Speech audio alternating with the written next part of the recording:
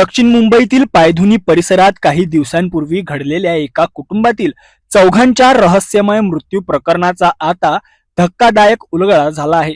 सुरुवातीला बिर्याणी किंवा कलिंगड खाल्ल्यामुळे मृत्यू झाल्याच्या चर्चा रंगल्या होत्या, मात्र शवविच्छेदन अहवालानंतर समोर आलेलं सत्य अधिकच धक्कादायक आहे।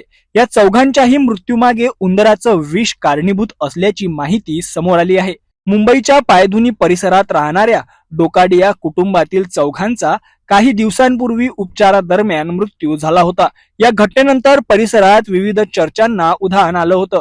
सुरुवातीला बिर्याणी किंवा कलिंगड खाल्ल्यामुळे विषबाधा झाल्याचा संशय व्यक्त केला जात होता, मात्र आता शवविच्छेदन अहवालातून धक्कादायक माहिती समोर आली आहे। मृतांमध्ये अब्दुल्ला डोकाडिया, त्यांची पत्नी नसरीन तसेच मुली आयशा आणि जैनब यांचा समावेश आहे। या चौघांच्याही शरीरात झिंक फॉस्फाईड या विषारी रसायनाचे अंश आढळल्याची माहिती अधिकाऱ्यांनी दिली आहे। झिंक फॉस्फाईड हे उंदीर मारण्यासाठी वापरलं जाणारं अत्यंत घातक रसायन आहे। या विषामुळेच चौघांचा मृत्यू झाल्याचा प्राथमिक निष्कर्ष समोर आला आहे।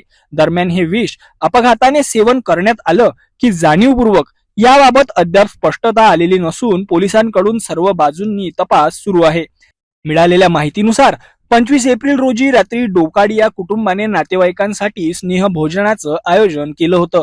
त्या रात्रीनंतर कुटुंबियांची प्रकृती अचानक बिघडली, त्यांना तातडीने रुग्णालयात दाखल करण्यात आलं, मात्र उपचारादरम्यान चौघांचाही मृत्यू झाला। या संपूर्ण घटनेमुळे दक्षिण मुंबईत खळबळ उडाली असून पोलीस आणि आरोग्य विभाग या प्रकरणाचा सखोल तपास करत आहेत।